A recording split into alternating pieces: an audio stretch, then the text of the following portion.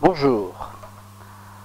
Bon, je ne sais pas pour vous, mais pour moi, c'est le bazar. C'est toujours le bazar. Et dès que je veux faire quelque chose, ça ne marche pas comme il faut.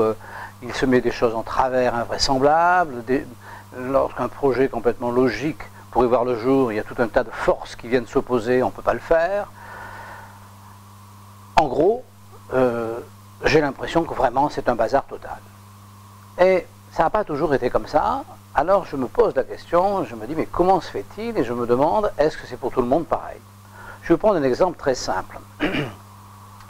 Là en ce moment il y a des inondations et on nous dit à la radio, mais vous inquiétez pas, c'est formidable, il va y avoir des déclarations de catastrophes naturelles, donc aussitôt les assurances se mettent en route, etc. Tout va très bien, tout va aller très bien, nous occupons de tout, ne vous inquiétez pas.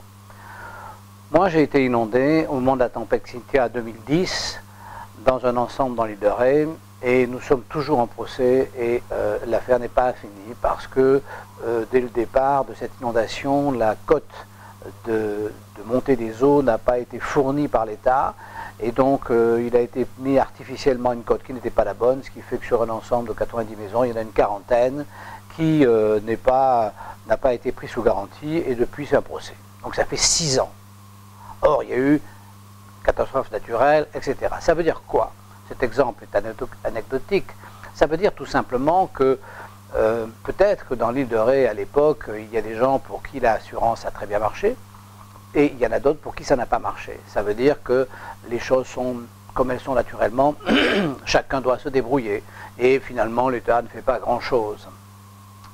Alors, ça nous ramène à cette espèce de chienlit, cette espèce d'ambiance complètement malsaine qui ne fonctionne pas, et se poser la question pourquoi? Pourquoi ça ne fonctionne pas? Alors je vais vous proposer un début de réponse. Je crois que ça ne fonctionne pas parce qu'il n'y a plus de France. C'est-à-dire que la France, évidemment, est toujours là géographiquement. Il y a toujours des frontières, il y a toujours des rivières, il y a toujours des montagnes, il y a toujours des prés, il y a toujours des côtes, la France est là. Mais il n'y a plus un esprit général qui permettent que chacun trouve son compte dans ce qui pourrait s'appeler une nation. C'est-à-dire qu'on est tous géographiquement en France, mais on n'est plus sous une organisation qui pourrait nous satisfaire. Alors on va savoir pourquoi.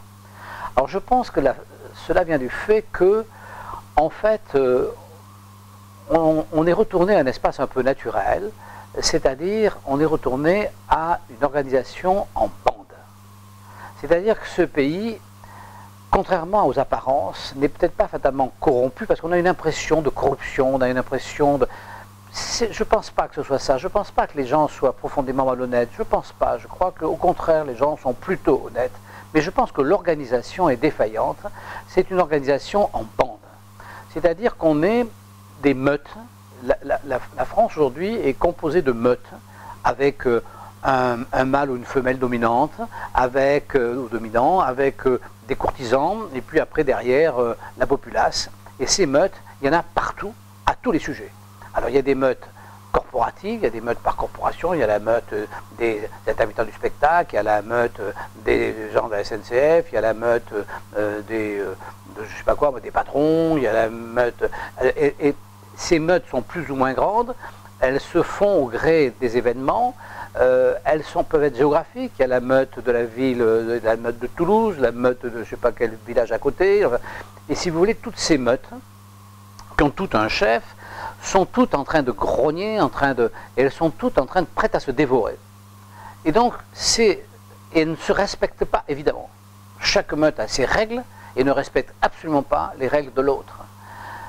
Ce qui fait que dans cette espèce de bazar, si vous voulez, on n'a plus d'espace personnel parce qu'on est fatalement, soit on est amené à intégrer une meute, soit si on n'a pas ce tempérament, on se heurte constamment à d'autres meutes. Et donc on passe notre temps, si vous voulez, dans des espaces qui sont tous différents les uns des autres et qui ont des règles particulières, spécifiques, et c'est vraiment épouvantable à vivre. Si on n'a pas un esprit de chef de meute ou un esprit de membre de meute docile, ou de favori de meute. Si on est quelqu'un d'indépendant, si on est quelqu'un de libre, on ne peut pas vivre. Alors cette difficulté, elle est à rapprocher de ces deux grandes philosophies. La philosophie naturaliste, c'est Rousseau, et la philosophie de la réflexion qui est Descartes, la réflexion cartésienne. Alors aujourd'hui, on peut dire que c'est Rousseau qui est en train de gagner. On arrive au point de victoire de l'écologie, enfin de l'écologie politique. J'entends, je ne parle pas de l'écologie qui consiste à respecter l'environnement, je parle de l'écologie politique. L'écologie politique qui tente à dire, revenons à la nature, revenons à la planète et notre mère nourricière. Alors moi je ne pense pas que la planète soit notre mère nourricière, je pense que la planète, à la fin de notre vie, on finit en poussière dedans. Je pense que la force de l'homme, tout ce qui fait que l'homme est un homme, c'est chaque fois qu'il prend ses distances par rapport à la planète. Sinon, il redevient un animal. Et quand il se rapproche de la planète, quand il redevient à l'état naturel, il redevient tout simplement un animal. Donc, pour moi, c'est de la réflexion, c'est effectivement pour moi Descartes qui a raison, c'est-à-dire que c'est la grandeur de l'homme tient à sa capacité à réfléchir et à sa capacité à prendre de la distance par rapport à la planète. Moralité, face à cette situation, qui n'est pas la première fois qu'elle arrive, parce que si vous voulez, nous avons... moi je pense à ma grand-mère. Ma grand-mère était un personnage de très grande qualité, avait beaucoup de sensibilité, très humaniste, une dame très très bien. Ma grand-mère, en étant une dame très bien, elle a vu 2 fois l'état de nature, au moment de la guerre de 14 et au moment de la guerre de 40. C'est-à-dire que cet état de nature, cet état de meute, toutes ces meutes en bande, toutes ces bandes, si vous voulez, comment ça peut finir? Ça finit soit dans une querelle interbande où la violence est illimitée, c'est le Liban, la Syrie, etc. Soit quand il y a une société un peu plus structurée, une des meutes prend le pouvoir, et là c'est Hitler, c'est Mussolini, c'est la dictature. Et une meute prend le pouvoir sur toutes les autres meutes et applique la règle de la meute à l'ensemble du pays. Donc tout ça, si vous voulez, c'est la vision de la société avec la notion de meute, c'est-à-dire la notion collective, c'est-à-dire la notion de collectivité. La seule parade à ça, c'est la raison, c'est l'homme et c'est donc l'individu. C'est le respect de l'individu. Dans une société qui fonctionne, il faut que chaque individu puisse avoir sa place en tant qu'individu et non pas en tant que membre de telle ou telle meute, de tel ou tel groupe. Il doit exister ou pouvoir exister en tant qu'individu. C'est ainsi que la société doit avoir, pour arriver à ce but, une organisation le plus simple possible dans laquelle l'individu est protégé et dans laquelle l'individu peut s'épanouir. C'est-à-dire tout l'inverse de ce que nous avons aujourd'hui. Aujourd'hui, c'est tout l'inverse. Je vois ce matin, dans mon journal, M. Sapin est mis en avant parce qu'il va faire une loi extraordinaire pour l'économie. D'abord, on se demande ce que M. Sapin peut connaître à l'économie, entre nous. Mais cette loi, par exemple, cette loi, il va mettre une amende terrible aux entreprises qui ne payent pas.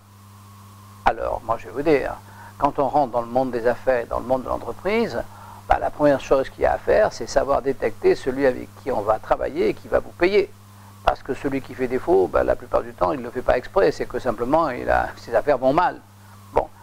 Donc si celui-là à qui les affaires vont mal, en plus on lui colle une amende redoutable parce qu'il n'a pas payé, ça va aller encore plus mal. C'est absurde, c'est pas ça. Dans le monde de l'économie, celui qui ne paye pas, il est mis au banc du système et de toute façon, ça ne marche pas. Il n'y a pas besoin de la loi pour ça.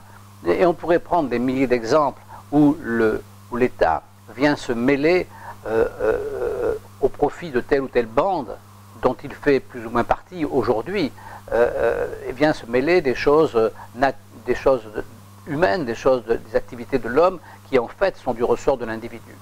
Donc, si vous voulez, la notion de libéralisme, qui est un mot qui est un peu employé, sur lequel, si vous voulez, il y a beaucoup de réflexions un peu désagréables, mais le mot de libéralisme, en fait, veut dire le mot d'individualité, le mot d'individu, de liberté de l'individu, mais c'est la clé.